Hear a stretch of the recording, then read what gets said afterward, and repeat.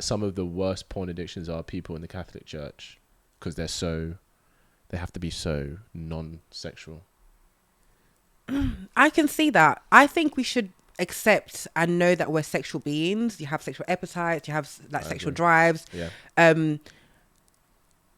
But just master like Yo guys, welcome back to another episode on my channel. I'm sitting in this spot, which means I've got a really fun conversation lined up for you today. Here on this channel, we talk about all things dating and seeing what works for us to attract the kind of person you want. So without further ado, please welcome Naomi to the show. Hey Hi Naomi. guys. How you Hi, doing? hi. I'm great, thank you. Excited. I'm Yeah, very you're nervous. I feel like you're gonna ask me a lot of hot questions, but I'm ready. Listen. I'm gonna ask you some fun questions, Okay. right? You're gonna bring some stuff too, and we're Mhm. just gonna have a play. Let's do it. But before we get into that, let's know a little bit about you. So, like, tell us what you do. You can say your age range. You don't have to say your age if you don't want to. Tell us your age range and tell us one thing about you that if a guy wanted to take you out on a date, he would need to know. Oh gosh. Okay. So my name is Naomi Bellu and I am a workshop facilitator by day. I facilitate wellness workshops and also team building workshops. Nice. And I'm also a podcaster and content creator. And the second question was my age. I am over 25. She's an experienced woman. She's a real woman. Seasoned as well. Seasoned. That's the word. One thing that I hate this question. One thing a guy would have to know. I'm really good at being late. Okay. Yes. Too bad. You weren't too bad today. Yeah, I think I did quite good to be It's honest. only 15 minutes over the time, but that's okay. Yeah. That's why we prepare for it.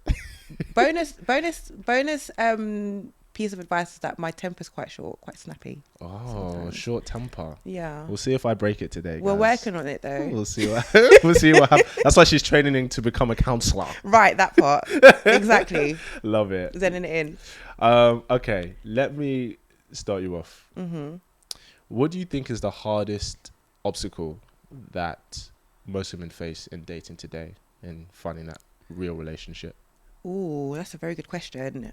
I would say that women don't tend to look inwards, and by that I mean that they don't have a clear understanding of who they are and where they are in life, which makes the dating experience quite arguably erratic because you don't know what you're looking for. If you don't know who you are and where you are in life, you don't really know what to look for and where either. So that's what I would say. Okay. And like, don't share anything you don't have to, but what do you feel, do you look for different things today with a bit more experience than you did, let's say, 10 years ago?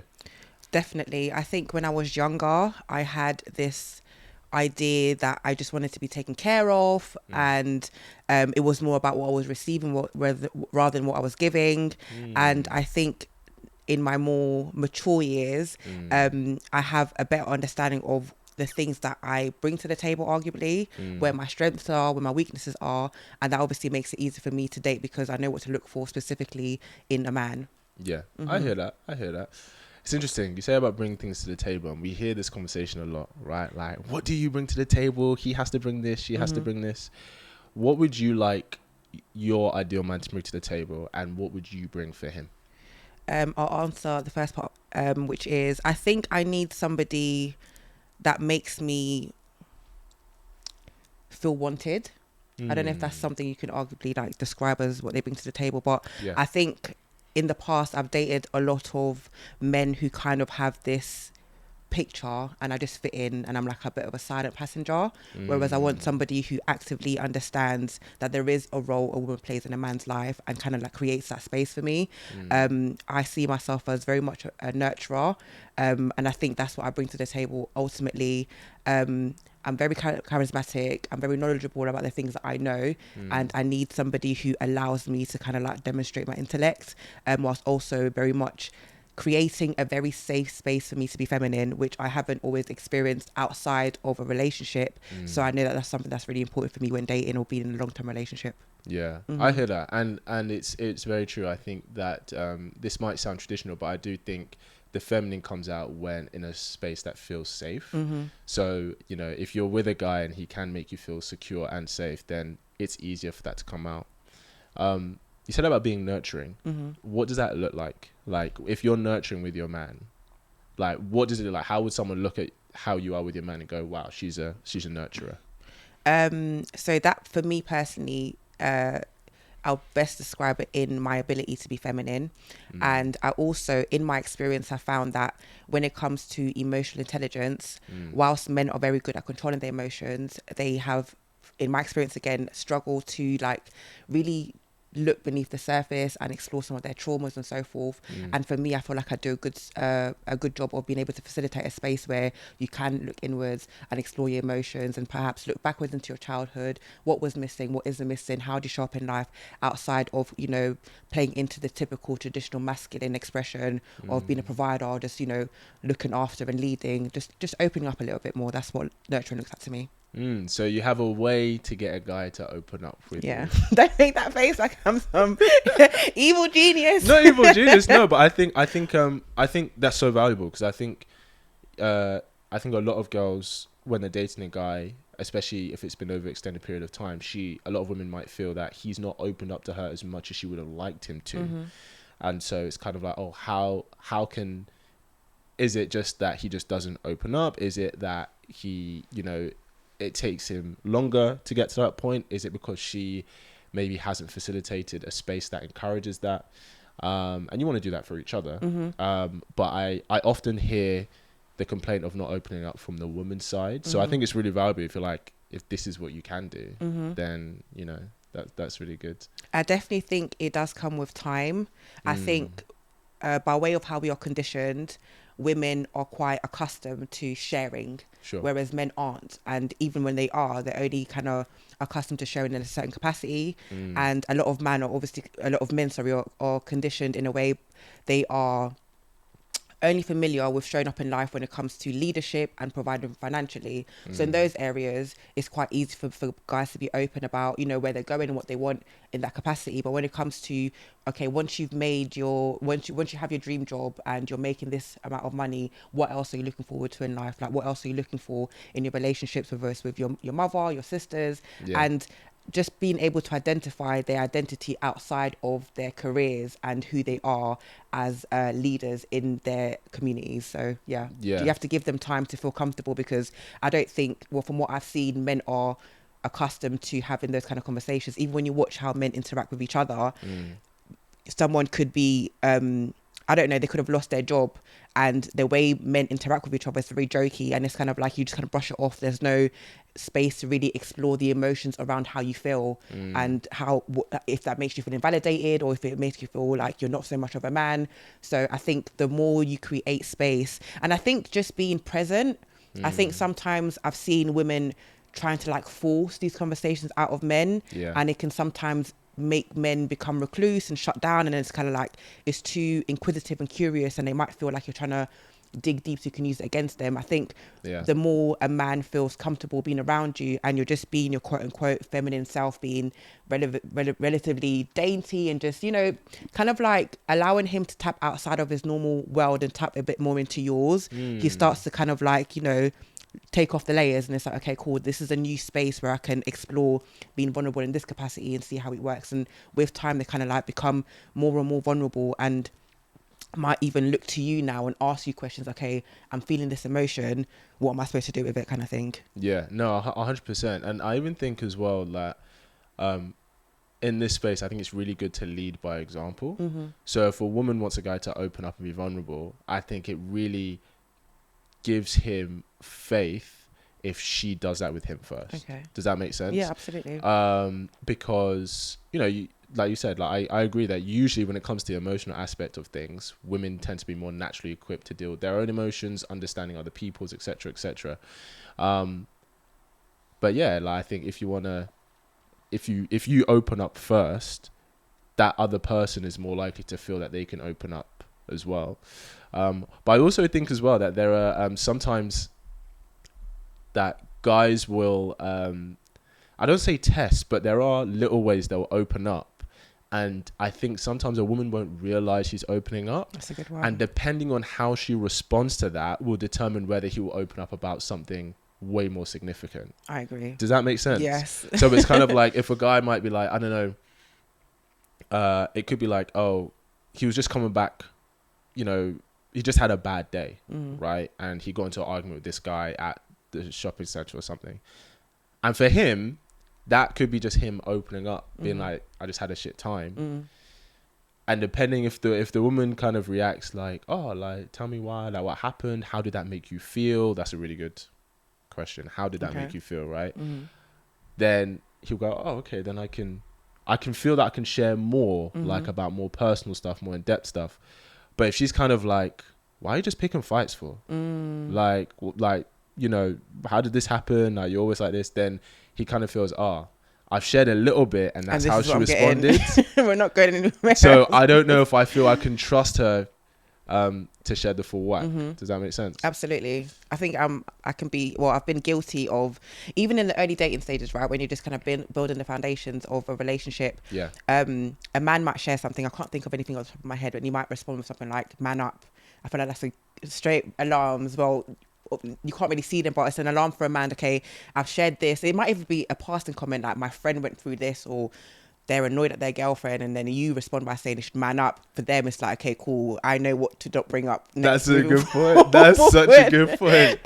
And then it becomes a bit of a, like you said, a tussle moving forward in the relationship, when you want him to open up and he's thinking, oh, can I actually share this, when you've kind of shared that you have this idea of what is manly and what isn't manly. And oftentimes men tend to feel like sharing the emotions is not a masculine, you know, trait or expression. So yeah, you have to be very careful about how you converse. And I think sometimes, well, I can only speak for myself, but sometimes I'm too busy being in my relative like autopilot state, that I'm not really thinking about the fact that, you know, men actually do have feelings, because oftentimes they men do. Have feelings too. They feel stuff. They actually have heartbeats and everything. So you have to say that, remind ourselves, oh yeah, men do have feelings. They do. Shit. But we're used to seeing you guys in the macho state of like, yeah, we're going to do this. And I think I was watching something the other day that said, sometimes a woman will ask a man for a solution to a problem, and the man might not know how to do it, but he will show up in a way that will make her feel like he has it under control. Yep. And that's how we're used to seeing men. It's like, okay, well, I'm not even used to you saying that you feel upset or like you're not happy, you're not content. So when I hear it, for me, I'll respond in a way where I'm kind of speaking from a place of being socialized, rather than me being a person who cares about my partner, if that makes sense. Yeah, 100%. So true. Like, you know, she's got a flat tire. It's like, I need someone to come change the wheel. Don't worry, babe, I'm coming. In his head, he's like, I have no fucking idea. I'm just going to figure it out when I get there. Right. Do you know what I mean? But yeah, I think guys, at least for the woman he cares about, he wants to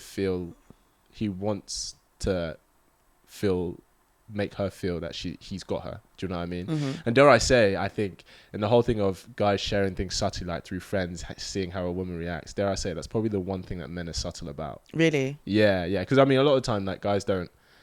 The stereotype is, you know, we're not very subtle. Like, if a guy comes to you in a bar and he's like, "Hey, how you doing? You're looking good." You're kind of like, "All right, clearly, like, well, I know why you're here, innit? I know why you're approaching me." But yeah, I think on that side, guys are more subtle. There is one thing I would say as well that maybe contributes whether a guy feels he can trust a girl. And I had this debate with someone I know recently. If they're connected on social media, if she's like aired out guys before. Okay. That's a big one. I'm listening. Because, like, here's the thing. That's not saying that she's wrong, but there's two sides to every story, right? And what she said might very well have been what happened, right? But his interpretation of what happened could be different. It could be exactly the same, and he was a douchebag, whatever. You know, that happens. But if a girl is notoriously known for, like, airing guys' business out, then it makes it harder for other guys to go, can I really confide in her? Can I really share something with her? Because if she sees or hears something she doesn't like, is she going to air me out? I think a classic case is like Brittany Renner. Do you know who she is? Yes. So it's like she wrote that book about the superstars that she had entanglements with. And then she said, since the book released, like, a lot of people or a lot of men, she didn't get a lot of men as into her or wanting to get to know her that closely. And it's because, especially if they're superstars, they're like, well, you've aired out A, B, and C. How do I know you're not going to air me out? Do you know what I mean? I mean, obviously, if, you know, someone commits a criminal act, then air them out. But then if it's just like dating gossip, I think it's in your own interest to, you could be like, okay, I wasn't happy with this, tell your friends or whatever. But when you put it on social media, that's your public persona. So you're publicly saying this is who I am. And if I'm airing someone out, then, you know, I'm not saying guys don't do it. And it shows your character as well. I think I agree with you, especially when you said it's in your own interest. Yeah. I think when you put things on social media, people only see what you put out, and they're left with the space to be able to formulate like who you are, what they think you're like. Yeah. And even outside of dating relationships, if you meet somebody and the first time you're speaking to them and tell you about, you know, all their friends by name and what they do, you'll be thinking, okay, so we'll not be telling you any of my business, kind of thing. Right. So I can understand why when you're dating and a man sees that you're, you know, naming these, I think it's, so I have a platform, and I always say that my life is my content. So I speak about my experiences, but I'm very careful to not include intrinsic details that would kind of make me sound bitter or like I'm trying to gossip or I'm trying to like put other people down. Yeah. It's more about giving insight and reflecting on my experiences so people can learn from them. 100%. So I think when you're speaking about Britney, for example, I don't really see what you listing the celebrity's name really does for the story you're trying to share. So you have to think about people's intentions. Yeah. So it's understandable that guys might avoid her, in my opinion, because I don't know, it seems like it's given, you want it for the likes, you want people to know that you dated these high class people, and then what does that do?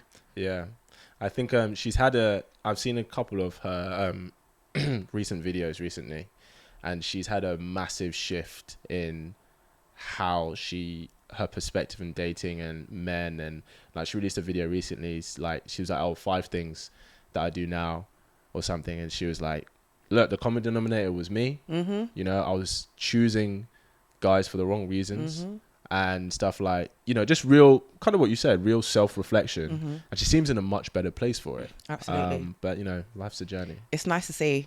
And I think from what I understand of her prior branding, it was a lot about kind of advocating for like hypersexuality and city girl life, we are. Yeah, all of that, which I think sometimes in a woman's journey, you do find yourself in a space where you're exploring your identity and things feel okay and normal.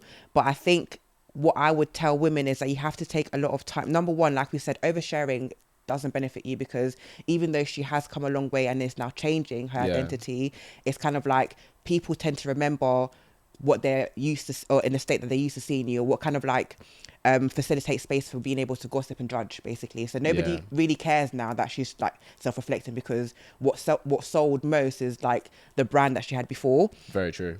And I also think that because the quote unquote individuation process is forever moving, you have to leave enough space to be able to look back and still feel how you felt yesterday, basically. Like if I feel something today and I start advocating for, oh, we should all be this way, I have to be sure that I've always felt like this for at least a consistent amount of time, so that it doesn't kind of like eat at me later in life. And I think when we speak about feminism and women empowerment and liberation, it's such a new concept where people are still trying to understand where they fall in that movement, that it's not fair to paint certain narratives and then in 5 years time say, do you know what, I changed my mind. So someone like Britney, for example, was doing all city girl and I was like, actually guys, I was sitting with myself and I figured out that it's not actually the way. And it's like, okay, what about all those people who were watching your brand and now used you as fuel to do the same thing? And the thing is, I think we have to be fair, I think everybody has a different journey, and it's completely normal that we could do one thing and be operating in a way that is actually not helpful, right? Even though it may fulfill those validative initial pleasures, and then be like, okay, you know what, I did that and it wasn't cool. But I think the issue with her was she built her entire brand on that. If she did all those things but was quiet about it, right, then it would be a completely different thing. But like you said, when you put stuff out there publicly, you're essentially saying to people, know me for this. Do you know what I mean? What's something you'd like to ask? What's something you want to bring to the conversation? I wanted to ask you, earlier in the conversation, you mentioned that, I think it was in reference to me saying, I think you might have said, actually, your tire goes flat, you call your man or a man, and he says, I'm coming to fix it. Yes. And oftentimes men don't feel comfortable sharing that they can't do things. And I wanted to know exactly where that comes from, because for me, especially when you're speaking about what I would like a man to bring to the table, I will feel very important, special, knowing that in my partner's daily life, he might not feel comfortable sharing something he's not good at, but with me, he feels okay saying, I don't actually know how to do this, but I'm going to try and figure it out. It makes me feel like I'm in a bit of a position of power. I hear what you're saying. So is the question, why will men, let's say the flat tire example, why would he go and be like, I'll figure it out in the moment, instead of just being like, I actually don't know, babe? Yeah. I think that, and we're talking generalizations, I think that men like to feel needed. Okay. So when a woman says, I need you, he wants to show up for her. Okay. Especially if he's into her, right? And I think the pro of coming across to her as someone who is reliable, that she can count on, outweighs the con of having to figure it out in the moment. Depends what it is. Obviously, if someone's like, we need a surgeon, he's not going to be like, well, let's just have a go. Do you know what I mean? But also, I think, at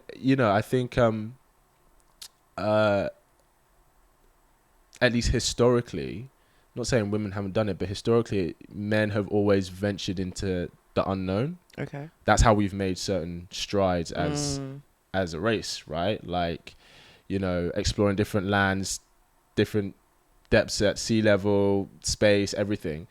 So I think there's a level of that it has its pros and cons, but I think there's a level of blissful ignorance that men can have, that are like, I'll just figure it out in the moment. Okay. And it could be something that you really can't figure out in the moment, but he might take that chance if he can portray himself in a way to the woman that he wants. Okay. Does that make sense? That's fair. Yeah. Slightly pretentious, but I think it works. I don't disagree. Though.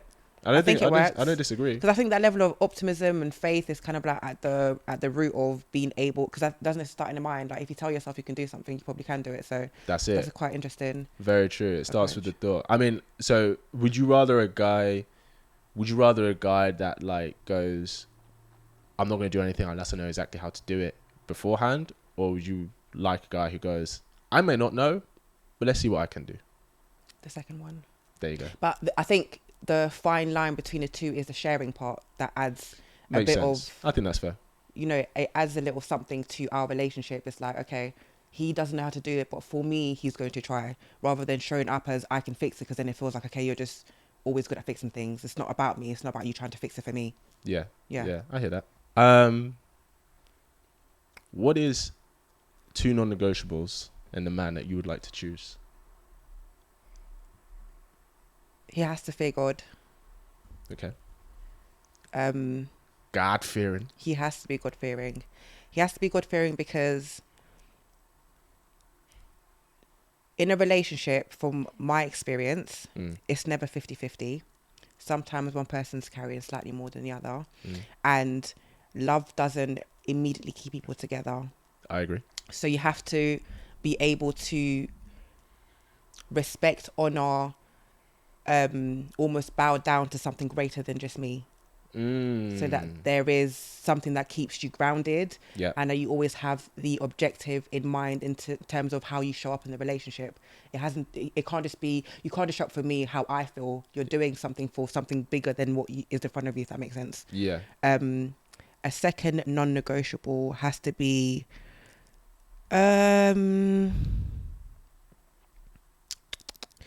I don't know how to word this, but I'm going to say somebody who sees their value outside of their finances.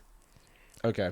Because, I feel like, respectfully, a lot of men don't know what they bring to the table besides their ability to provide financially. And I need more than that. I need somebody who can teach me something. I need somebody who's willing to explore things.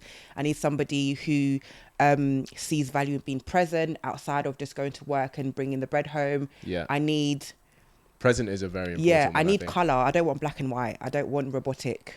Of course. I think a reason that men will lead with that often is because I think that's what men hear the most women saying. They're like, he has to be this. He has to be able to provide this lifestyle. He has to be able to buy me a Birkin bag. Do you know what I mean? So I think that's why they lead with that in terms of how desirable he is or what he can do.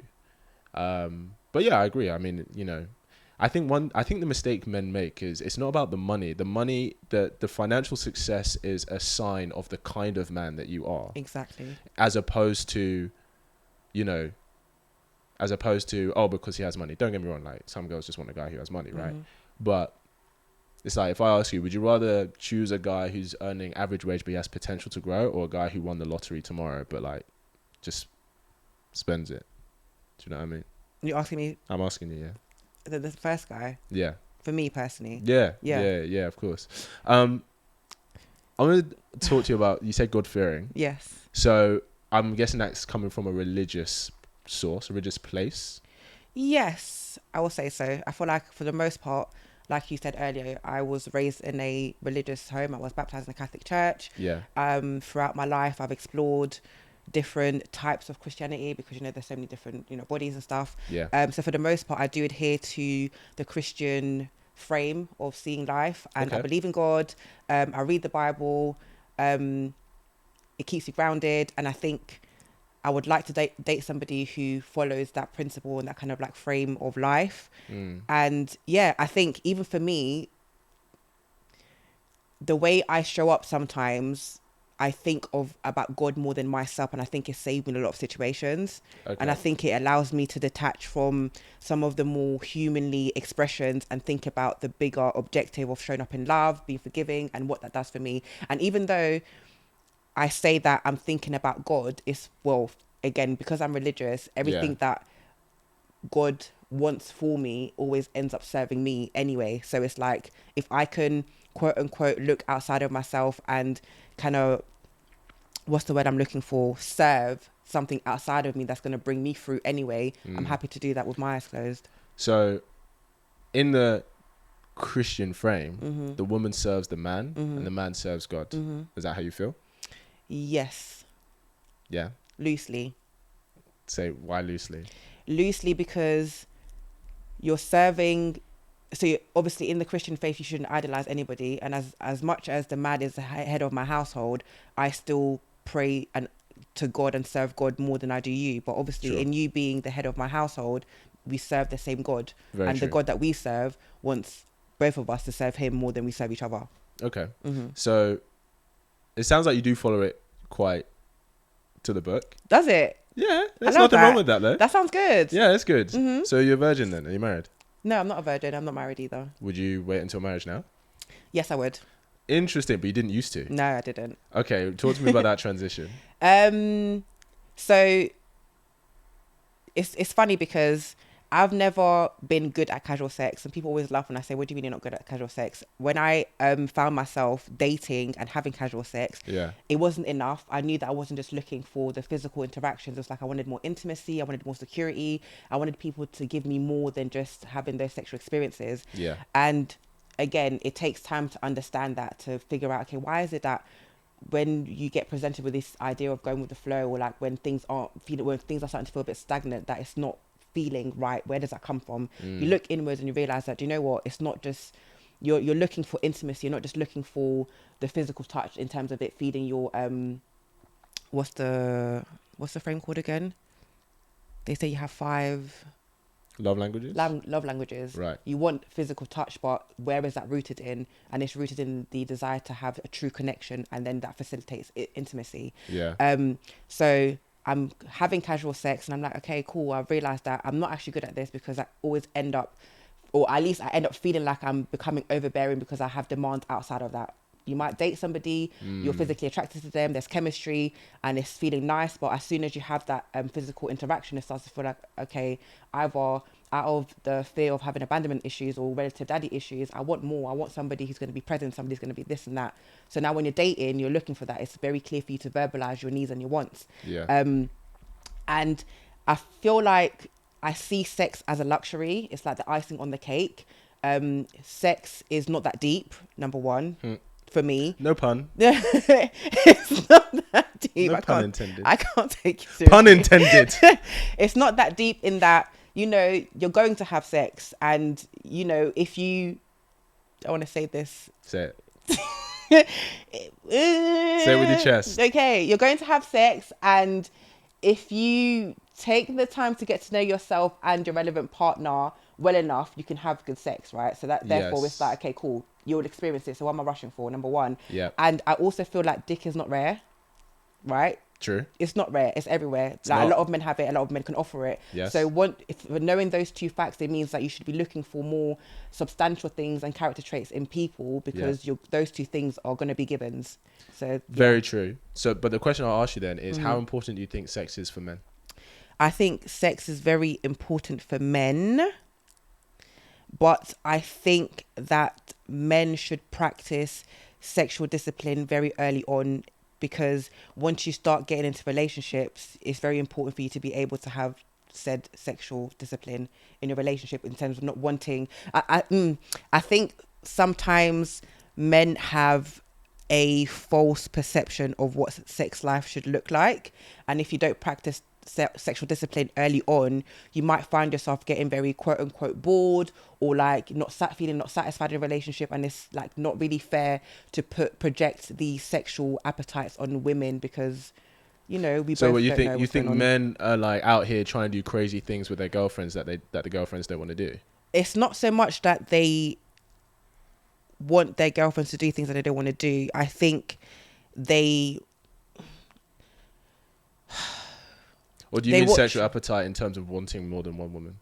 Both. Wanting more than one woman, expecting sex to give them. So I think men have deeper rooted wants. Like I said, I want a true connection and intimacy. Yeah. And I know that for the most part, I can find that outside of the bedroom by way of how I communicate with my partner. Very true. So I think sometimes men are looking for a certain feeling or experience in those sexual experiences, and you can't always get that during sex. Like, you have to be able to build a connection with a person, and then that might make your sexual encounter with that person feel slightly heightened than just trying to go straight for the relative orgasm or long marathon of sex and bending people over and all kinds of putting them in splits and all sorts. Right. It might make you feel powerful, but you can ultimately feel powerful in other ways in relationships. And I think men kind of like rely on sex to give them that sense of power. Interesting. You think they rely on sex to give them a sense of power? No, I don't even think it's that deep for men. I think they just want to get off. You think so? Yeah, literally. Like, I've not heard many men being like, not that you can't have boring sex with a partner when you've been with them for a long time, but usually I think what we hear is they're not having sex, and that's the issue that guys have. Okay. Like, that's the main thing. I think the quality of sex tends to come more from the woman. Okay. Like, a lot of women be like, yeah, guys don't know how to pleasure women out here. Do you know what I mean? Which I agree. Which is fair enough, right? But I don't think it's that hot. What I'm saying is, I don't think men complain that much about the quality of sex. It's usually whether they're having it or not. Okay, I can take that on board. I don't think I was trying to imply that men are complaining about the quality of sex. I just feel like they use it as means, like you said, to get off also. But I don't know. I feel like they're using it to satisfy something that needs something else, basically. Oh, okay, interesting. I think that can happen. Can happen. Yeah, like, there is such a thing as cheap sex, for sure. And maybe even if men are easier to disconnect from that, yeah, you can feel there's a difference. There's a difference when you're intimate with someone you care about and when it's someone that's just purely lustful in the moment. And because the thing is, guys can have sex with women that they don't even like. And that leads me to my question. Go for it.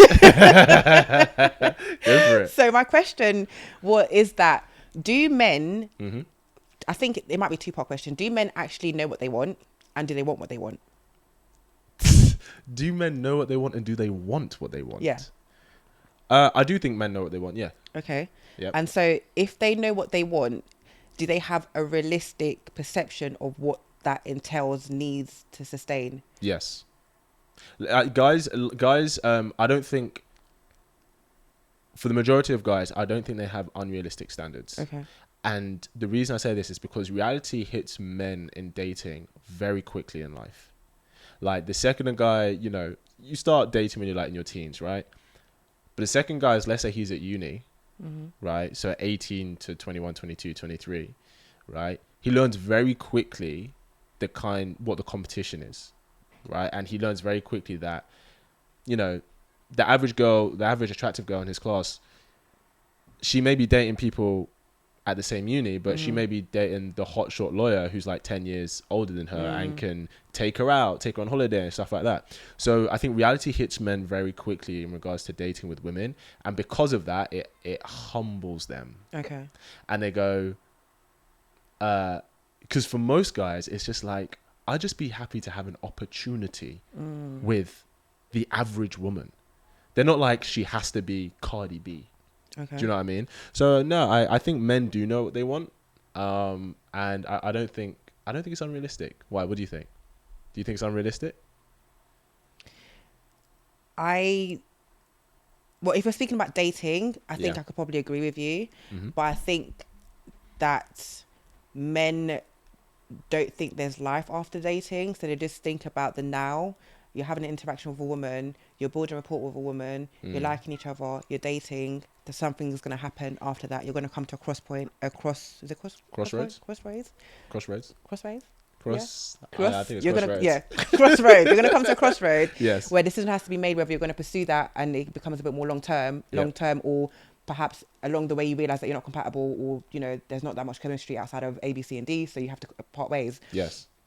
And for that reason, I feel like men don't really think about relationships in depth. And when you don't think about relationships in depth, it means that you don't really have a clear idea of what it means to sustain your original wants. Because if you've pursued somebody and you're dating them, you have them, and after that comes the potential to be in a relationship, you have to be able to know what it requires to sustain a relationship. And oftentimes that comes with the emotional security and relative spiritual security that women want, that enables a woman to have a consistent appetite to do certain things, like have constant sex. So when you're speaking about the fact that men are complaining about not having sex enough, I feel like a lot of women would argue that their appetite for sex starts to die because they don't feel like they're experiencing romance in the same way, they're not experiencing a pursuit in the same way, they're not having their emotional and spiritual needs met. So it's kind of like they are kind of mirroring the robotic and systemic expression that men are used to, that they kind of apply in like their work life, for example. I hear that. I think this is a question of what comes first, the chicken or the egg. I'm surprised to hear that the egg came first, by the way. Sorry, I googled it the other day and the egg came first. But where did the egg come from? That's what I think. But this is what I'm saying. Then they speak about God and God, you know. But, yeah, but I hear what you're saying, but I do think this is an egg and chicken which came first, because it's like, okay, if they're not having intimacy, right, then he doesn't want to take her out. If he doesn't want to take her out, she doesn't want to have sex with him. So it's just a constant loop. That's not true though. Because when you saw a woman, and obviously for the most part, like I said, a lot of men see a woman and they have a picture and they position her in it. So when they see her, she looks like the kind of woman who I would like to A, B, C, and D. So you do the things that you think she would like to gain her attention. Yeah. And most of the time that's, you know, facilitating some sort of luxury, taking on dates, calling her all the time. And I understand that, you know, sometimes women have this kind of like dream where they think it's always going to be like in a relationship. It can waver, like I said. Sometimes one person's holding up more than the other person. However, they say you keep them how you got them. So when you got me, you were doing A, B, C, and D. You were being romantic, you were being charming, you were saying affirmative words and making me feel special, Yeah. And that gets the juices going. Now I want to A, B, C, and D. Now we're in a relationship and you have me, and it's kind of like, I changed my hair, and it's like, I changed my hair. I have to kind of like probe you to give me compliments, and it's like, oh, that I've had to probe you into saying it. It's like, it's not really. I think that's fair, and I don't disagree with you. But I think it can start from the woman's side too. Okay.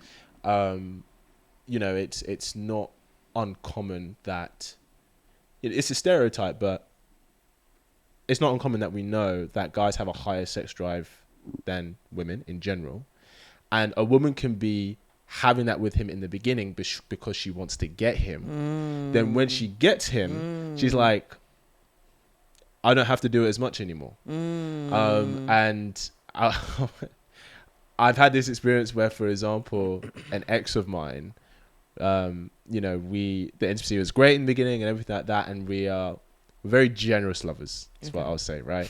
That's polite. Very polite way. And because I enjoy it and, you know, she enjoyed it. Anyway, And then kind of a few months once we've established a relationship, she was being a little bit less generous. Okay. And I was like, okay. And this happens with guys. It's like, guys are like, you don't want to go, hey, babe, you're not going down as much. Okay. Right? Because it's like, what? You don't beg for that. But I was like, okay, well, I'm going to reflect in kind, right? And not to play games, but to be like, let me just see. And then she came to me.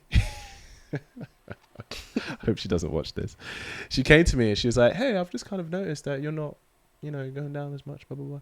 I was like, yeah, because I was like, if I do it all the time, then it's not special, because like with you, like you do it occasionally and it's special to me when you do it. Okay. So I want it to be special for you when I do it. And she goes, So you hate me. Then I got it like 3 times that week. Okay.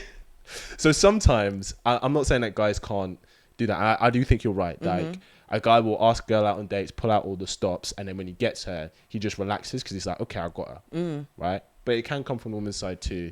And guys tend to notice it from the physical intimacy side where it comes from the woman. Does that make sense? Yeah, it does. And it's interesting. I think when we're having this conversation, you're obviously explaining it. I'm thinking, okay, why do women perhaps tend to pull back a little bit also? And it might come from a place of not wanting to facilitate stagnancy. If at the beginning of the relationship or when we're dating, we're having sex because it feels natural and normal, and we both like each other. This is what people who quote unquote like each other do. We have sex, and you might feel like, okay, well, I don't want this to just become a situation where we're just having sex and we're not going somewhere. I agree. So then you start to pull back and you become slightly insecure. Like, okay, cool. If I pull back, maybe that'll make him take that step further, and we're developing in our relationship. I hear that. So I think here's a better way to approach it. Instead of, because I get it, you start dating a guy and it's like you're having sex all the time. You're like, I don't want it to just be that. And I'm worried that to him, it's becoming that. So it's not about pulling back per se, but I think it's more start to prioritize going on dates. So be like, hey, I'd really love for us to go out for lunch one day. Do you know what I mean? Like spending as much emotional time outside the bedroom than inside the bedroom. Because you're right, like even a guy can like you, but if you're going to be having sex with him all the time, he's probably going to want to do that too. So in terms of invoking the romantic side, right, I think you can have a standard for that and express like, oh, I really like it when we do these kinds of things. Because then if a guy likes you, he can be like, okay, yeah, I love having sex with her and we're doing that a lot. But also if this is what she wants to do, then I'm going to do that too. Okay. Does that make sense? Absolutely. Because I think, and this is an excuse to stop trying, but for guys, they feel they do a lot of the work up front. Right. Like they have to become in order to even get interest from the girl, and then they take her out on a date. We know women are pickier than men, so it's like arguably. Well, they are.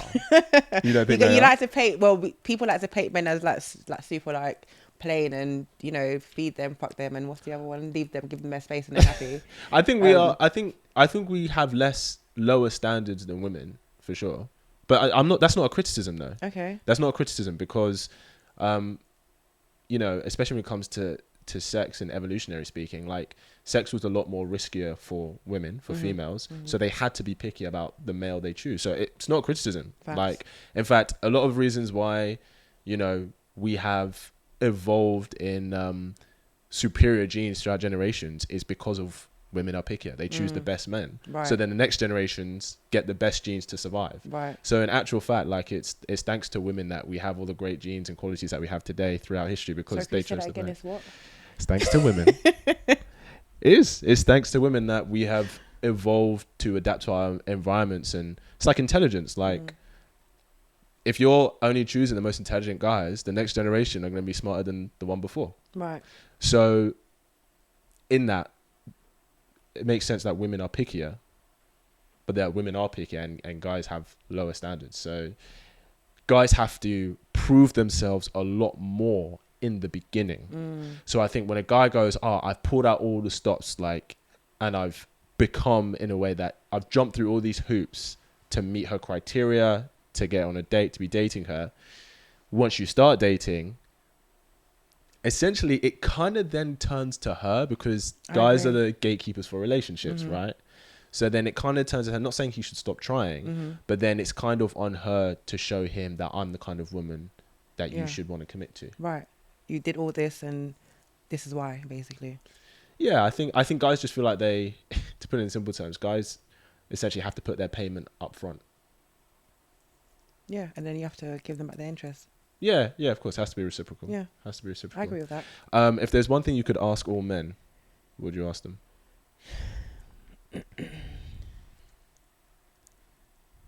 Are you looking for your mum? That just came off the top of my head. I don't think I have an immediate question to ask men. You think men are looking for women to mother them? To a degree. Obviously, that boils down to the kind of relationship you've had with your mum, which obviously shaped your perception of women, because that's the first woman you had an interaction with. Yeah. But I do feel like in the same manner that women kind of seek to be taken care of, I think men, even though they might not show it, are looking for that kind of like, again, mothering, nurturing sentiment. So it's not even an insult if you go and they're looking for their mum. Because sometimes when I hear someone say this, I'm like, okay, well, if you're a woman, let's say you're looking for a guy to provide and protect. Who was the man that did that for you growing up? Was your father? Who didn't, right? And then now you're looking for an element of security. Right. So, yeah, I think that we do look for our parents and partners. I think. I don't know how much. Yeah, it depends on your relationship, how much of it you do. I think. Can you talk about ghosting? Yeah, let's talk about ghosting. Why do you guys do that? Let me ask you, why do girls do that? And I will answer the question, but there's a reason I'm asking you first. Why do women ghost? Yeah. Okay, why would a woman ghost a man? Just don't like you anymore. Same for men. Really? Exactly the same reason. I think 9 times out of 10 when people ghost, it's because they met someone else. Well, I didn't really like you to begin with. I just liked the attention. I just liked you were kind of like space filling almost.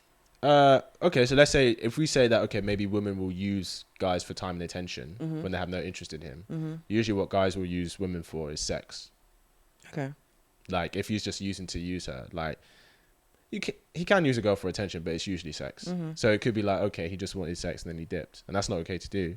But then sometimes women just use a guy for time and attention, and she's like, yeah, I'm bored of you now. Like I had no interest really.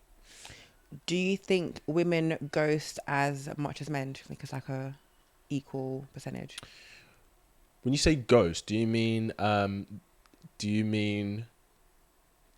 someone will try it with them and they won't respond, or there was a level of rapport building and then a level of rapport building and then?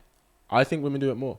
You think so? I'll tell you why. Because women have way more options than men, and usually men are the pursuers. I think I disagree with that. Why? Because I think for the most part, and maybe I have a very traditional perspective, but I think most men know that most women want long-term relationships, right? So when you're pursuing a woman and you're building a certain level of rapport, I think a lot of men notice when you're getting to that point where the question might be posed or like it's starting to look serious. Yeah. So you just go off to the other one. Whereas women tend to have a better ability to friend zone guys. So it's like, you might be giving me time and attention, but I'm never really giving you the impression that me and you would be anything anyway. So I don't really have to ghost you. I might just like, I don't know, decrease our interactions, but you still see me on social media. But that's the same as ghosting. Is that the same thing? To those 5 other guys who felt you were building rapport with, yes, the ghosting might be less painful, but you're doing it more. And you know what I said about the quality and the quantity, right? Like, you do it more, but then when a guy does it, usually there's more at stake. Okay. Do you know what I mean? Are you saying that because you're putting quote unquote me in the position of being those quote unquote 5 guys dream girl? Because if in the same manner that I'm speaking to quote unquote entertaining 3 to 5 people, and we're saying that men tend to be able to serial date more, they might be speaking to 4 quote unquote average or more attainable, whatever, however you want to describe it, girls. But because I'm the quote unquote trophy that you're maybe less attainable, maybe dream girl, whatever you want to brand me as, it will feel like you've lost something when perhaps the interactions were similar to that of the 4 girls, but because you like me more, it felt like I was giving you more than they were. I don't know. Well, yeah, it's essentially ghosting is when you're romantically interested in someone, right? And you're trying to build a rapport with them for it to lead somewhere, and they stop responding to you, right? Okay. So with those 5 guys, they were messaging you because they were into you, and then you stopped responding because you met someone that you like. Okay. Now, yes, a guy can do that where like maybe there's girls he was entertaining for it to maybe go somewhere, and he can stop responding. But the amount of guys that have options and the amount of women that have options are like worlds apart. Right. The amount of guys that have those options where they can be doing that is very small, whereas most women have multiple options. So when you say, oh, who ghosts more? If we're looking at quantity, women technically ghost men more. But I think when men ghost, there's usually a higher level of emotional investment from the woman. Okay. Does that make sense? Because usually a guy won't ghost. Not that he'd never ghost a girl. A guy usually ghosts a girl after they've started having sex. Because up to that point, that's kind of the main driver, right? Okay. If he's not looking for anything serious. That's fair. So I think arguably you could say that maybe ghosting hurts women more because it tends to happen further down the line. But women actually ghost more than men because you're like swatting them away. Men, you can't take me on a date. You can't take me on a date. Do you know what I mean? You might entertain the attention that he's giving you. Right. Because maybe he's a really nice guy. Like, oh, he's nice. I'm not attracted to him. He's not my type, but he's nice. So I'm going to enjoy talking to him.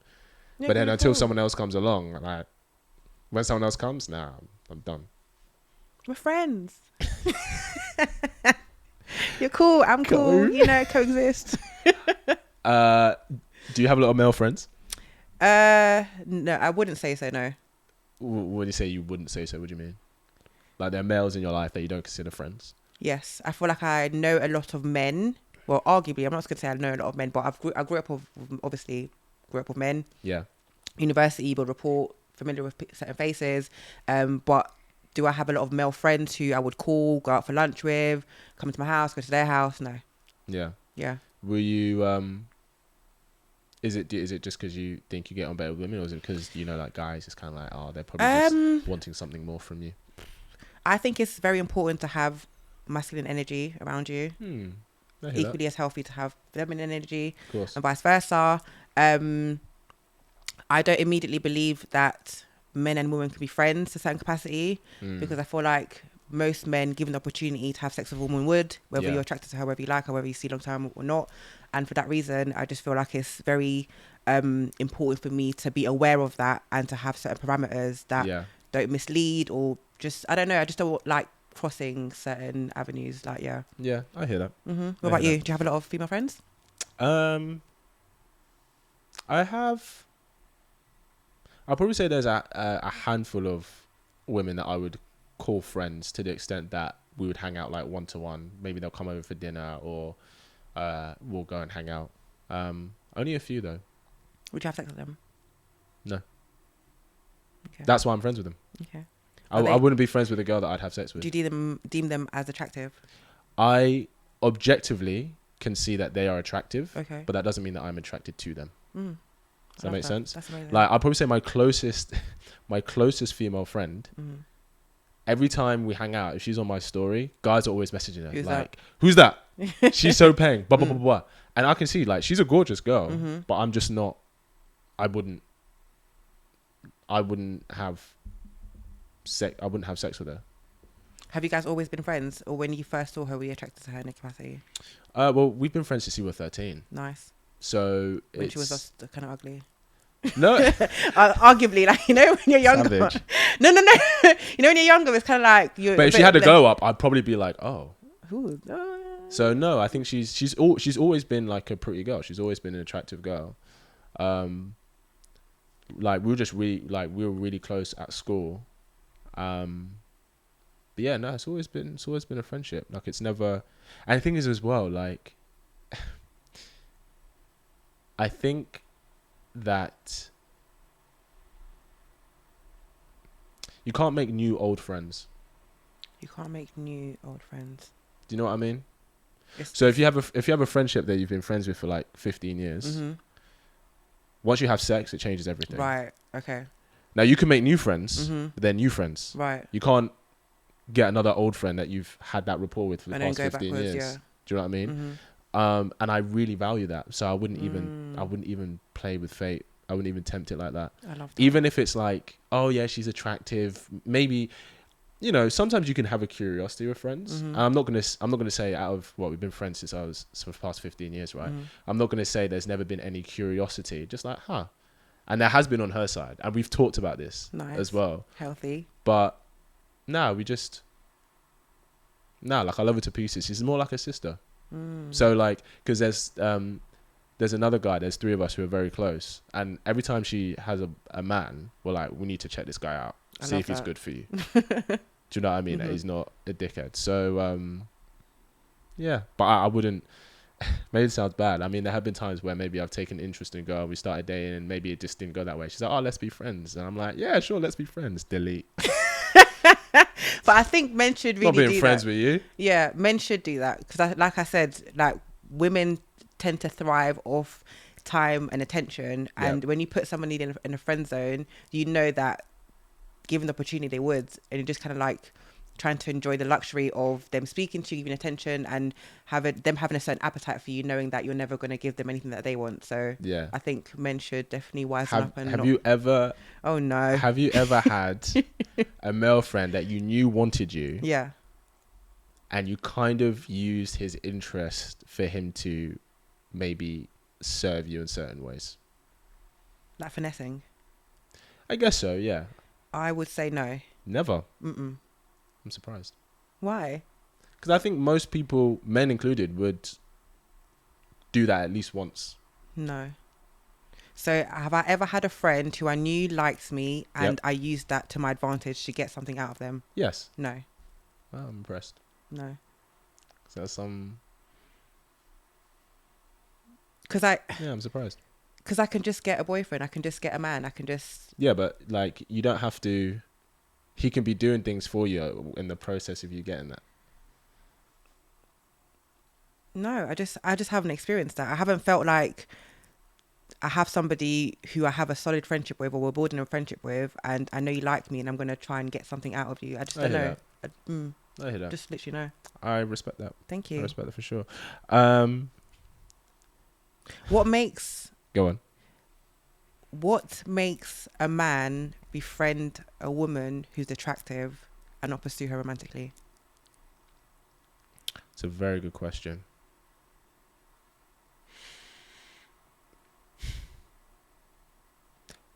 Only 2 things. A, he can see that she's very attractive, but she's not his type. Okay. Or B, she is a current or ex-girlfriend of one of his close friends. Okay. That usually makes her, she's off limits. But I think for most men, nah. If she's attractive, they're gonna try, right? And because if he's her friend, then he likes who she is. So someone that he finds attractive and likes who she is, he's gonna want more. Like, it's only natural. Same for girls though. Like, I don't think that if there's a guy who you find very attractive and you love who he is, wouldn't you want more? Yeah, it's like, oh, this could. Do you know what I mean? My next question is, do you think men know they like a woman before or after sex? When you say like, what do you mean? So in terms of, like, you know how they speak about, what is it called? Post-nut clarity.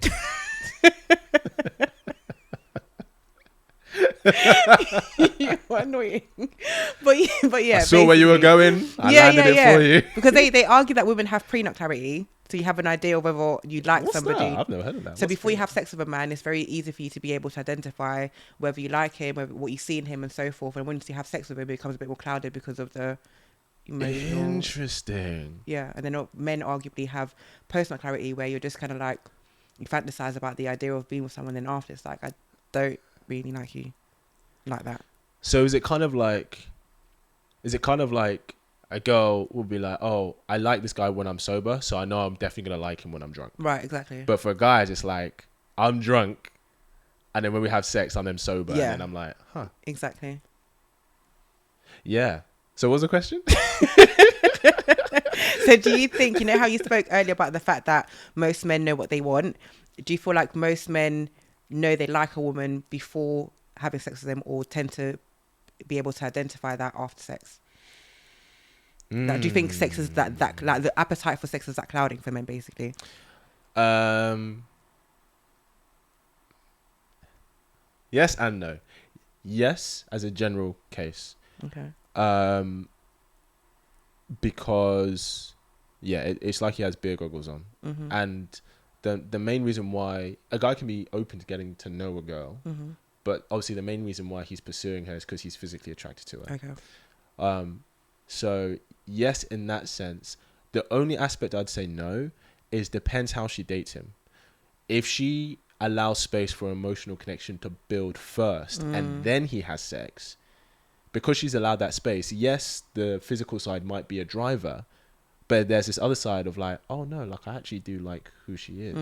And then it's usually after you have sex, that side goes, and then you're left with, oh, I do like her. And I kind of got that from before. Okay. So essentially, I think if a girl just has sex with a guy relatively quickly, that he's going to know straight after sex, right? Okay. It's mainly clouded. But if she allows the space for that emotional foundation to form, then there can be like, okay, he still wants to have sex with her, but he could be like, oh, I actually kind of do like her. Like that. It's kind of like,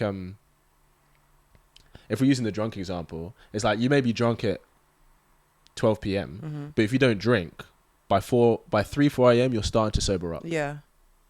And you can be like, when you're starting to sober up, you're still with that person. You're like, I'm starting to sober up. Did I actually like this person, or was I? So that's what I would say. Does that make sense? Yeah, that's fair. Does that make sense? Does body count matter for men to you? Does body count matter for men? For me, yes. Why? I don't like the idea, or maybe this is just maybe even childish. I don't like the idea that you could possibly feel like you've had a greater sexual experience outside of me. It's a thing, because I feel like there's not a part of you, but it's kind of like there's a standard. I'm not saying I can't meet the standard, or that I will never be able to, or that we're not going to have great sex, whatever else, but I just don't really like feeling like you're trying to recreate a sexual experience that you had with somebody else with me. Ah, interesting. Yeah. I think guys are so much easier to please. I don't think you have to worry about that. You don't think so? I think to get a guy, you don't have to be the best sex he's ever had. I think as long as he's satisfied, which is relatively easy, then I think you're good. Noted. Maybe I should say easier than women. I don't know how easy it is to satisfy guys. But in the same manner, if we are going back to the main question, I also don't like, I like somebody who's hard to get, obviously have enough experience to be able to find yourself, know what you like, and know your way around a woman's body. But in the same regard, I don't like the idea of walking into a room with my partner and it's like everybody's pretty much had him. I get that. So here's my question on that, because I understand that. What if you walked into a room, right? You're in a relationship with this guy, and maybe he's had sex with 3 or 4 women in that room. They all wanted a relationship out of him, and you're the one that got the commitment. Does that make you feel good or not? Picked, guys. Is it? I don't know. Like, I mean, we all want to be picked. I mean, don't get me wrong. I've kind of downplayed with my reaction. I kind of downplayed with my reaction. It would definitely stroke my ego to know that, well, you know, y'all just got some dick and I got the ring, whatever else. Right. But in the same manner, it's kind of just like, especially for me, I think a lot about the kind of women that these 4 women are. Like, who are they? How are they? How do they move? And if they don't kind of reflect the way I see myself and how I am, I'll be thinking, oh, well, like, but that's why he's not with them. Yeah, I know, but obviously, with maturity, you realize that you shouldn't be having quote unquote casual sex with people that you don't like. So it's kind of like, if this person doesn't meet your standards and doesn't feed ABC or tick were you that desperate to just do that? It's like, well, when guys are looking for sex, their standards are much lower. Which is fair, but I'm saying that I would like to know that somebody has a degree of sexual discipline where they're not immediately dropping their standard just to have sex. And then if you're having sex with a lot of women, I don't know that all these women meet your standards. So it's kind of like you were just pretty much having sex with everyone. And then where does that leave me? Even though you wife me, it was kind of like, Well, I agree. I agree to certain. I do agree, actually. I agree with that. But when you say meet his standard for what? This is where my spirituality comes into place, because it's like people that complement your spirit, people that complement your intentions for life, like just people who mirror who I see, like what we have. If that person doesn't meet that, it's kind of like, why did you have sex? Like, why did you allow that into your spirit? Okay.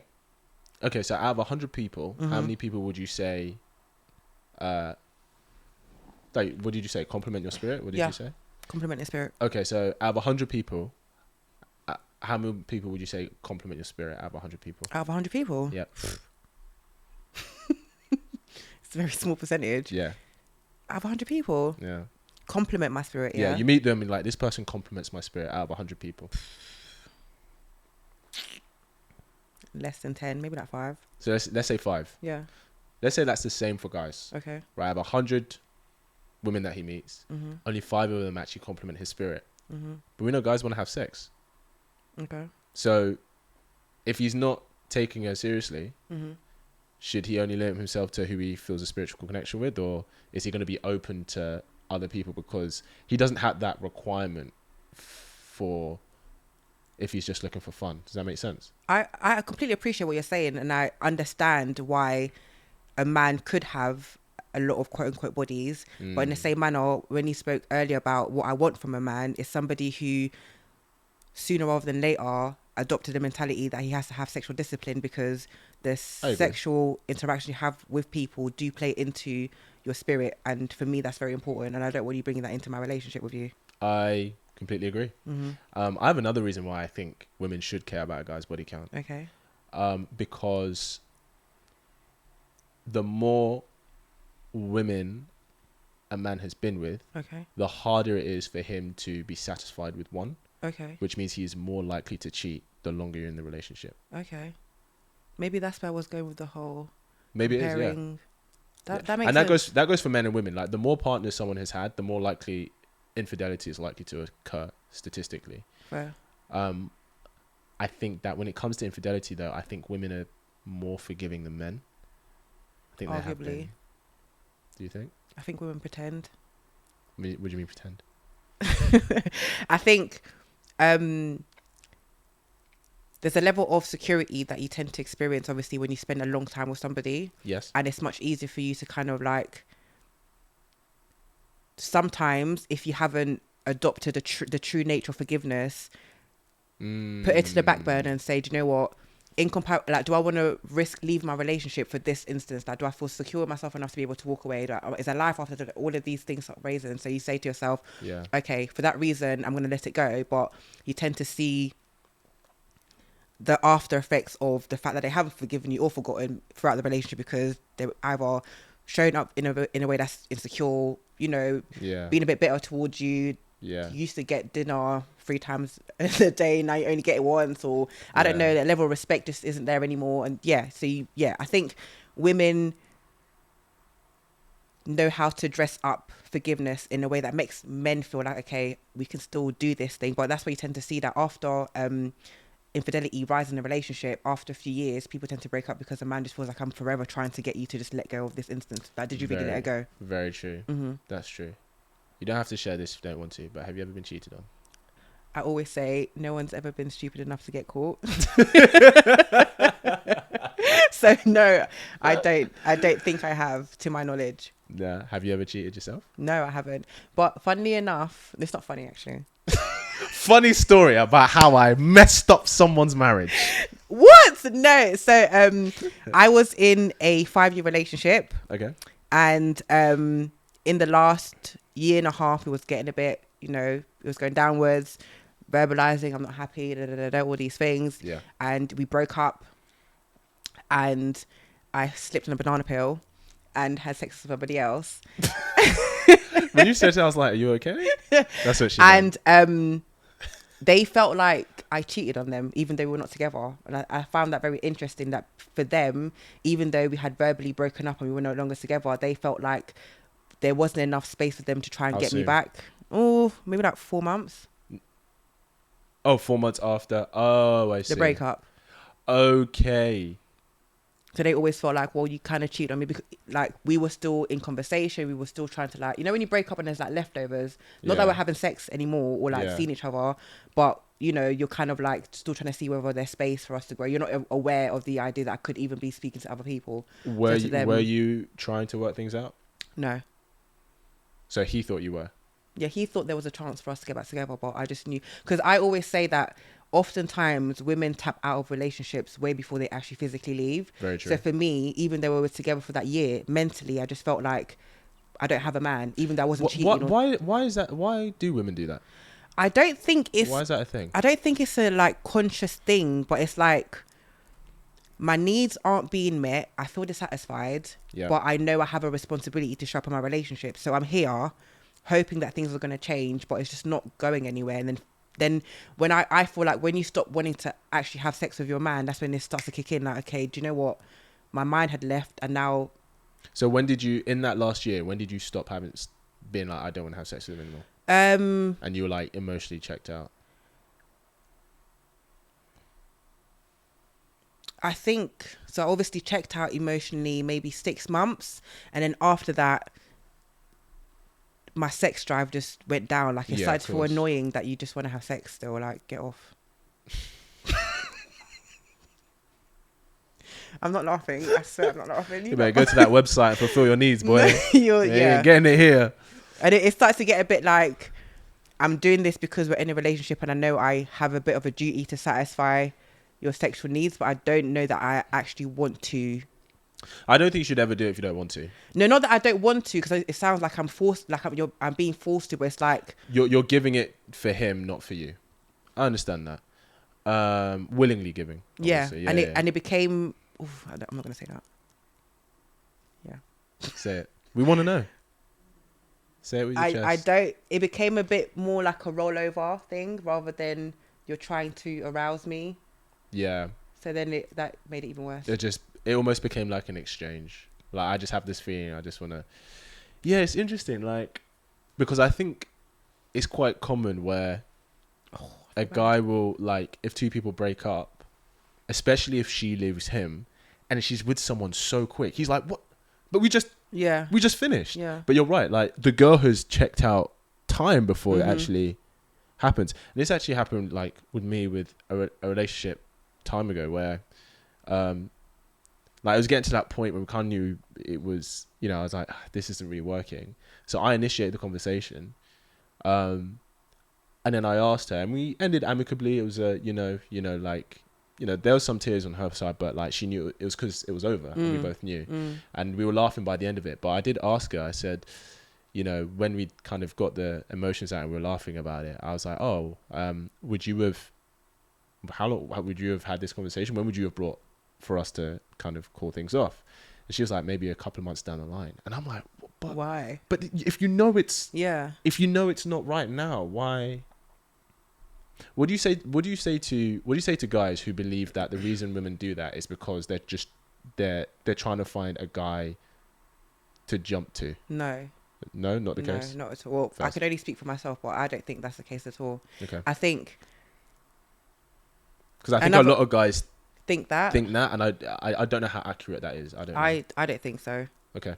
I can almost say 80%. I don't think so. And I think another reason why women tend to stay slightly longer is because I think deep down we know that we're relatively impulsive when it comes to our emotions.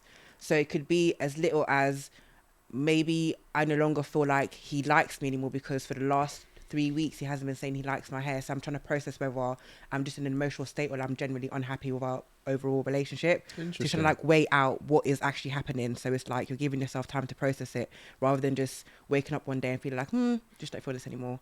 In terms of from my experience, when I did move on sexually within those 4 months, I was surprised myself because I felt like, I've just come out of I was just in a 5-year relationship. I would have thought it would have taken a lot of reports to be built for me to be able to go there.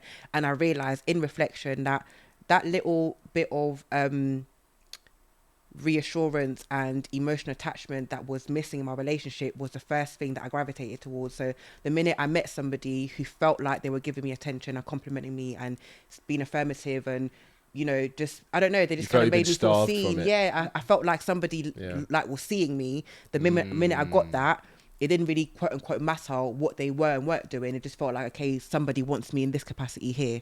And then it made that slightly easier. So I think men should be very aware that, emotional security is a big thing for women. Like when a woman doesn't feel like you're feeding her emotional needs in terms of being affirmative and making her feel wanted and complimenting her, it can make her kind of like disconnect from you, basically. Yeah, I hear that. What would you give three red flags you would tell your son to look for in women, and I will give you 3 red flags I would tell my daughter about men. 3 red flags. A woman who doesn't have a life.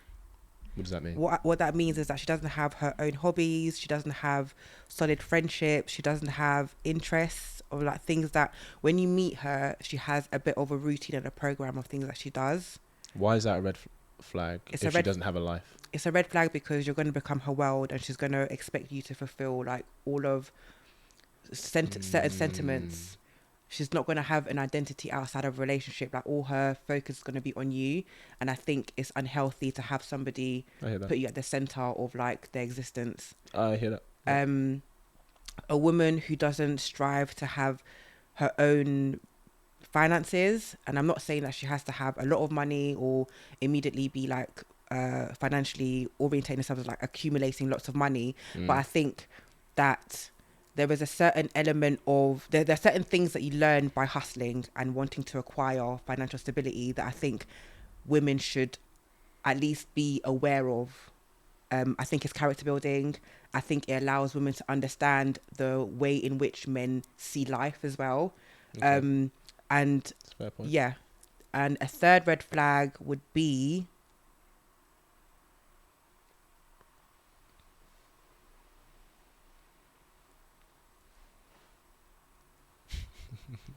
I just see you as a friend.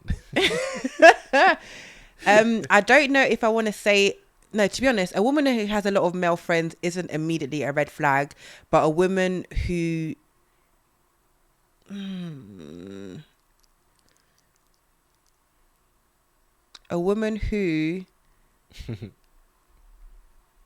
befriends all or most of the men that she's had sexual interactions with. So she stays friends with guys she's... Yeah. Why is that a red flag? I think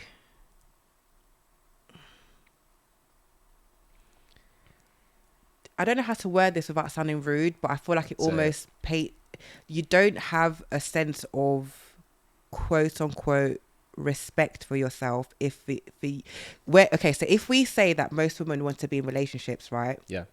There might be a few instances where you find yourself in situations where a relationship isn't at the end goal of that interaction, but for the most part, if that's what you want, you wouldn't allow somebody who was unwilling to give you those things to still be in your life, because what other purpose are they serving? Only a few instances or interactions you have with people that you explore them sexually, and it's like, okay, maybe we actually got it wrong to begin with. We were all supposed to be friends, and it's like you can serve me at a greater rate, but more often than not, people should part ways, and it's like you don't have to have hard feelings for them, but you should respect each other enough to be able to say, do you know what, I wasn't able to give you this, or we weren't able to go in this place. I wish you well, but I'm going to go that way and live my life. Like, that shouldn't be lingering around her.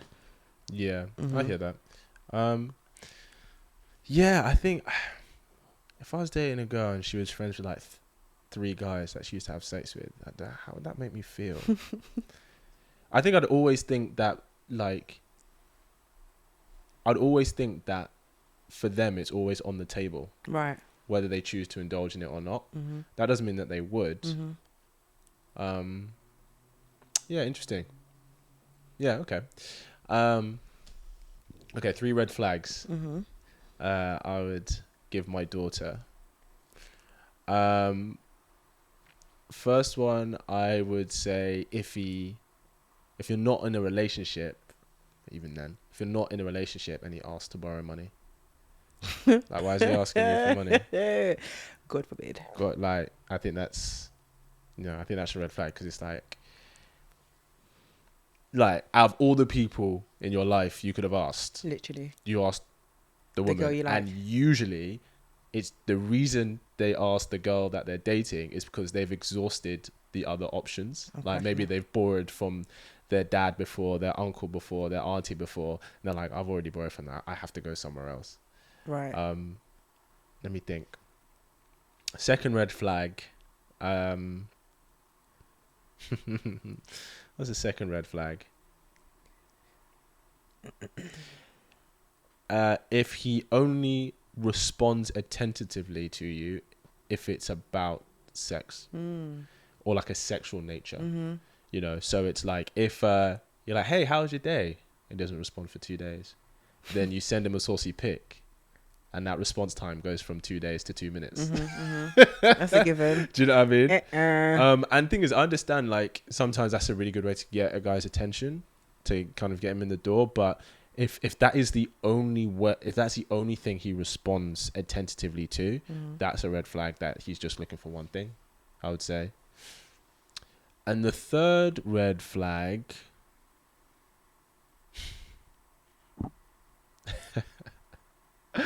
I'm going to get so much heat for this. Let's hear it. I say it today. If he calls himself a feminist, like if he's like, not that he's like, oh, I believe in equal rights. Obviously, we all do. That goes without saying. But if he is volunteering and shouting about being a feminist, I think that's a red flag. I don't trust him. Yeah, I think I agree with you. I don't. In this day and age, I find it very like. Why do you feel the need to? Yeah, wear it on your t-shirt. Do you know what I mean? And the reason I say that is because obviously not all, and obviously, like I said, equal rights for all. Well, it goes without saying, and it's even proven society does better when we have equal rights for everyone. Okay, so it's even in our own interest that everyone has equal rights. But I've just seen where like guys will use the guise of I'm your close friend because they want something more, and I'm a bit like, if you're into her, like why you? I just feel it's deceptive. I agree. I feel it's deceptive. I think it's like almost like a cheat code, lazy way in. Like, oh yeah, you're trying to get in through the back door. Yeah, literally. Nah, bruh, you gotta get at the front. You gotta pay your way. Right, knock. Let me think about whether or not open the door. I don't know. Maybe it's just me. But when I hear a guy like, yeah, I'm a male feminist, blah blah blah, I'm like, shut male feminist. Get out. Yeah, no. Like I just like there's usually a reason why you're. It's different if someone's like, oh, would you class yourself a feminist? He's like, well, yeah, because of X, Y, and Z. But if he's like, I'm a male feminist, blah blah blah, I'm like, nah, you got some ulterior motive. Suspicious. I just don't trust it. What's one piece of advice you would give to your daughter about dating? I would say recognize the difference between sexual attention and romantic attention. And that I would say how you recognize that is whether you can get him to spend time with you where sex is off the table. If you can't, if a guy will not spend time with you where sex is off the table, then he's likely just wasting your time, or not wasting time. It could be, but he's just not looking for anything serious. Because if a guy is into a girl and he potentially sees her as something potential, he will happily spend time with her outside of sex. Right. Like, and the thing is, that doesn't mean that he doesn't. That if a guy has like, people have friends with benefits situations, right? So they're meeting to have sex. That doesn't mean he doesn't like who she is and she doesn't like who he is, but they could just be looking for different things. Right. So he's either not looking for that or he's not looking to have that with her. What's one piece of advice you'd give your son? Oh, one piece of advice I'll give my son. I think it's probably similar to yours, which is outside of sex, why do you like her? Yeah. Like, if you couldn't have sex with her for the rest of your life, what is it about her that you like? And that's a bit. Your face was like, no. That I completely agree. There was I don't know if I should disclose this. You made me say something. You're Now right. I'm thinking better. So there was a point where, I never lied, but there was a point where I was dating multiple girls. Okay. And I'm always honest, you know, like I've always been honest. So, and it was a point where I just come out of something serious. So I just wanted to have fun. Mm-hmm. And before I still got entangled with, you know, these girls, I was like, look, this is what happened. This is where I'm at. If it's not for you, that's fine. But if you're up for just going moment to moment, let's do it. Go with the flow. Yeah. Red flag. He says, let's go with the flow. So I was doing that, and then it got to a point where, and I wouldn't do that. I wouldn't be intimate with any woman that I don't actually like, even if it's not a serious thing, because you're still spending time with someone, you're still investing that time in someone. And I agree, like a level of connection makes it better. So I want to have a level of some kind of connection, even if it's not serious. I want a level of connection that like enhances the experience for both parties. Anyway, it did get to a point where I was like, if I was going to be abstinent, if I was going to be like celibate, how many would I still continue to talk and invest in these girls, to any of these people? And I was like, what's the answer? It was like one, maybe. I love that. There was only one that I was like, I'd actually spend time with her. I love that. Legit. And I was like, and I'll be honest, I did try it. Did you? How did it go? You didn't like her in the end? I think I lasted about 3 weeks. But here's the thing. 3 weeks? Here's the thing. Hear me out. Okay. It's a good release of stress. Okay. And sometimes my life can get very... So I do go to the gym. Sorry. I do go. I'm wearing a shirt to try and show I go to the gym. You can see the arms. Stop it, charmer. So I think I was a bit like, okay, well, if somebody's on the same page as me and if we both agree and we both enjoy it with each other, then why not? It's a trap. What do you mean it's a trap? It's a trap. And I don't know if women, I think women and men trap each other because... Okay. How so? Because I feel like men try to like cheat, right? So they feel like, okay, if I tell you that I don't want anything serious, you can't then try use it against me. But 9 times out of 10, it's not a trap. No, 9 times. Telling the truth. No, which is fair. But 9 times out of 10, the results are, or the outcomes are that when you spend a lot of time with a woman and you start having a lot of constant sex, it's very likely that she's going to still ask you, what are we, and want something more than just what you initially presented her with. And likewise, women tend to, facilitate this space where it's like, oh yeah, sure, like go with the flow, when we all know that after you spend a certain level of time, or if you even have a sexual experience that for you stands out more than most of the ones that you have, you start to have this heightened sense of emotional attachment to a man, which makes you want to have more than just whatever it is that was initially on the table. So I feel like you trap each other by saying that I only want this, when it's kind of like, it's likely that we're either both going to want more, or one person's going to want more and the other person's not going to be able to give it to them. So it's like, why would you just entertain the idea of having casual fun sex when it's like deep down we kind of all crave emotional attachment and connection and intimacy? Well, maybe it's because I'm a guy. I'm going to push back on this saying it's a trap, because if he says he doesn't want a relationship, and he's like, look, if I'm not at that point, if that's what you want, that's not going to happen here. But if you want to just have fun, cool. I think he's just being honest. And it's up to her to be like, okay, I know he's not. Now, feelings can change. She can be like, okay, I was okay with it just being casual, but now I actually want something and I really like him. And then she should communicate that. And then either his feelings have changed or they haven't. Right?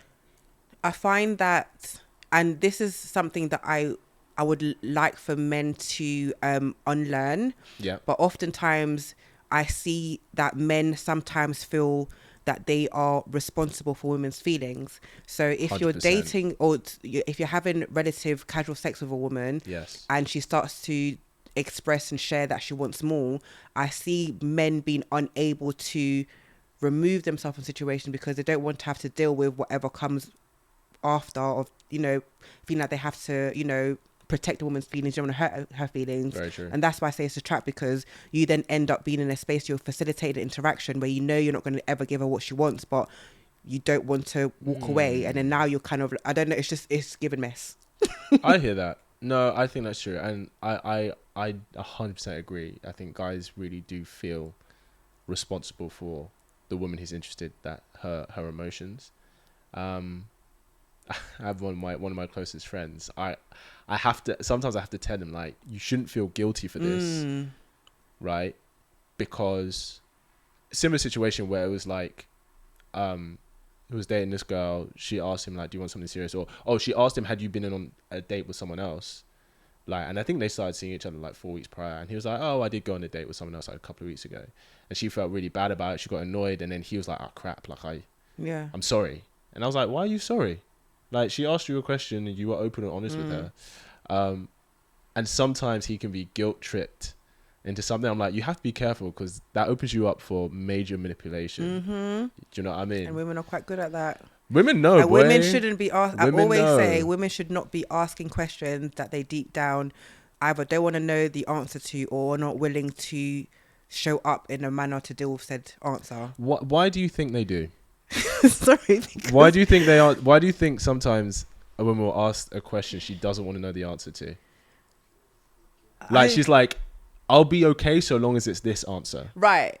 But then it's like, if you're not prepared to accept both or deal with it, don't ask. Why do you think women don't know why. I actually don't know why.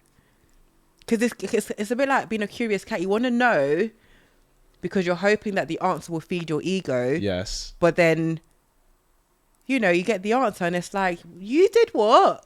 And then and you know what's the most I'd even part? Say that promotes men to lie. The reason men lie is because of... No, I'm joking. I mean, I get it.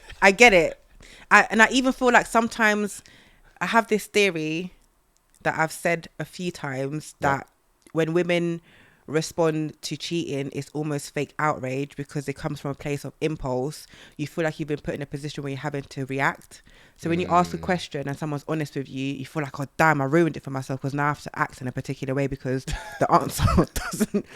No, does that make sense? So it's like if you know, it's like the example of your friend who went on a date 4 weeks.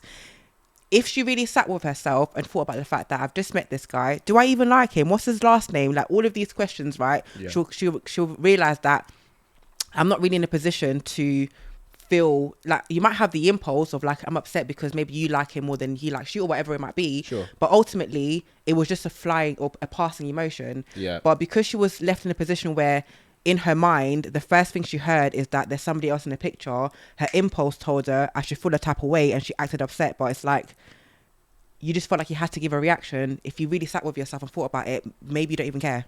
Interesting. Maybe. Yeah. So women, y'all the biggest actresses, yeah? Get out your feelings, girl. Y'all the biggest actresses. That's so funny. like they feel obliged to be emotional about something. Yeah. Whereas I feel like, and I'm going to say this loosely because obviously I'm not a man, but from what I've heard and see is that men have a very clear idea of the things that they know or just like, I don't like that. So they might walk into a situation and say, I want to get to know you, but I'm not going to lie. The idea of you speaking to somebody else might make me feel A, B, C, and D. It might slow down this. It might That's like, it's not going to really change. Yeah. Whereas women tend to not have these relatively clear boundaries or as intentional with what they verbalize. Yep. So that when the situation is presented to you, it's just your impulses. And then it's like, you might cut off the guy now that you're dating for 4 weeks because you feel like, oh, how dare he date somebody else? And you realize that, do you know what? Actually, that wasn't actually a deal breaker. Like, you met 4 weeks ago. Yeah.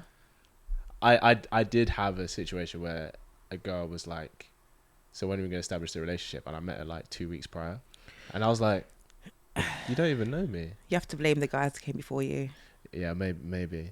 Here's my question to you then. Would you rather know the truth or would you rather be happy? Oh, please. I will scream this on the mountaintops. Lie to me all day long, right? No, let me tell you why, because I have to keep it so real, right? Yeah. No, because keep it 100. Yeah, it's like, the analogy that I give is like, imagine being married to somebody and God forbid you're obviously like on your deathbed and then you find out moments prior that he never loved you. That does not take away from the experience or the fact that I felt I was happy for all that time. So for me, I feel like, and this is a completely different topic that has to be explored in layers. Sure. But for the most part, women want security, and that comes financially, emotionally, all of these things, right? Yes. If a man is able to make you feel secure, where you're not even having to feel threatened in any capacity, you're getting what you want and you're happy. So I would always choose to be happy than to know certain truths that will take away from my initial, like my immediate wants and needs. Okay, so let me ask That doesn't mean that I'm saying that somebody should have She's extra. telling y'all to lie. I'm not saying lie. I'm lie not saying to her all day. I'm not saying live Paint double the life. fantasy. I'm not you heard saying, it here first. I'm not saying live a double life. I'm not saying all of these things, but I'm saying that if you're able to facilitate a space where you're accommodating somebody's happiness, the idea that anything outside of that exists is like not even in their sphere. And I would always choose that. Like, I want to be happy. Like, there could not be a God, but for me, God keeps me going and keeps me grounded, and that's what I look at or focus on. I get that. So let me give you this scenario. Married the man of your dreams. Yeah. Together 15 years. Yeah. You have a child together. Okay. Right?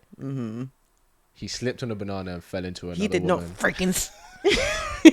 Slipped on a banana. Oops, it happened. He had a one-night stand with another woman. Now, he doesn't love this woman. Okay. It was a mistake. Okay. Right? And we know it was purely a lustful moment. He has no intention of ending things. Don't tell me. Don't tell you? No. You heard it. Don't tell me. Don't bring back no kids. Don't bring back anything that burst the bubble of our life. Don't bring it to my front door. Okay, don't so make I'm me gonna feel ask unwanted. a genuine question. Do you think you are an exception, whereas most women would want to know, or do you think most women deep down would rather not know? Most women who are being cheated on have...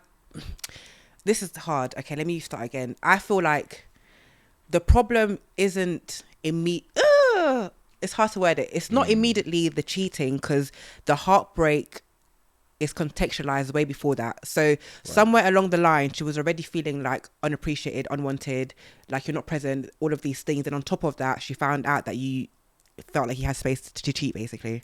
So you're not even making me happy to begin with. Okay, let's say he's making her happy. If he's making her happy, she's happy in the relationship, right? But he does sleep with someone else. It was a mistake, whatever. It was a lustful moment. He wanted to do it in the moment, but after he's like, if I tell her, I know things are going to end and I don't want things to end. And he's not looking to leave. Do you know what? Most women won't even leave. And it's not even because it's in a healthy way of like, you know, the saying of like somebody slaps your right cheek, give them a left. It's not even because women have the like emotional maturity to be able to forgive in that depth. It's because they value their relationship more than they do like, I'm not going to quote unquote leave because you had random sex. Yeah. Maybe having an affair or like all of those things that might be a bit different because they feel like they're sharing like something more. Essentially him having an affair compromises her position in his life. Exactly. Yeah. As his woman. Yeah. And I feel like modern men don't really know how to cheat as well as women. Our seniors. Oh, as well as men before? Yeah. No, I think it's easier to cheat, but it's easier to get caught. Yeah. Well, you know, back in the day, it's like you go to your husband's funeral and then you see his mistress with 5 kids. It's like, and she kind of also knew her position. But we didn't have social media back then. Which is true. You can't go on someone's phone or whatever. That's true as well. I would say even if you're going to cheat today, you have to be a ninja. Because it's harder to hide it. Yeah. You can't even have 2 phones because someone will be like, why do you have 2 phones? Yeah, word. Yeah, word. She's like, yeah, why do you have 2 phones? And I just feel like it cheating in this day and age, unless you don't respect your woman or you don't really care about losing her, it's like it just takes too much work. And I don't think that the average man has that time. It's already hard enough to keep one woman happy because our emotions are always fluctuating. So one day I need this and I need that. You need to make money for the household because you're supposed to be quite breadwinner. Yeah. So it's like and then you have your extended family, like you might have to show up for your mum, your sister and everyone else. Then you have your relationship with your friends. It's like, how the hell do you have time to cheat? How do you have time? A sex deprived man will find a way. Go find a way and wank in a toilet or something. Or, which is another thing, is that a lot of men get addicted to porn. It's a big thing in relationships. Really? Yeah. Okay. In fact, I don't know what the study was. I did hear this, so this might be complete wrong verbatim, but that some of the worst porn addictions are people in the Catholic Church because they have to be so non-sexual. I can see that. I think we should accept and know that we're sexual beings. You have sexual appetites, you have like sexual drives. Yeah. But just master, like, you know how they say, if you, somebody who knows how to be disciplined with their anger and their and food and sex is somebody that can conquer the world. 100%. So when you're being sexually disciplined, it's just about creating parameters that keep you safe. I agree. So yeah, master sexual discipline, especially for guys. I think, yeah, I agree with that. sex will be offered to you, but you don't have to jump at every opportunity. You don't have to take it. Yeah. Jump at everyone. Listen, we could chat for ages, but it's been a pleasure to have you, Naomi. Where can we find you? You can find me on all socials at Naomi Mbelu, NaomiMbelu. Perfect. And you can also watch and listen to my content at Shout Pretty Girl. I have a podcast called Pretty Girl Problems, and I explore loads of topics like this. Awesome. Perfect. Well, guys, definitely go check her out. Definitely give her a like and a follow. Show us some love, right? You show us some love here, we'll get her back on because she brought some great stuff. Love that. So thank you so much for joining us today. You for having me. Thank you for tuning in, guys, and I will see you in the next episode. How?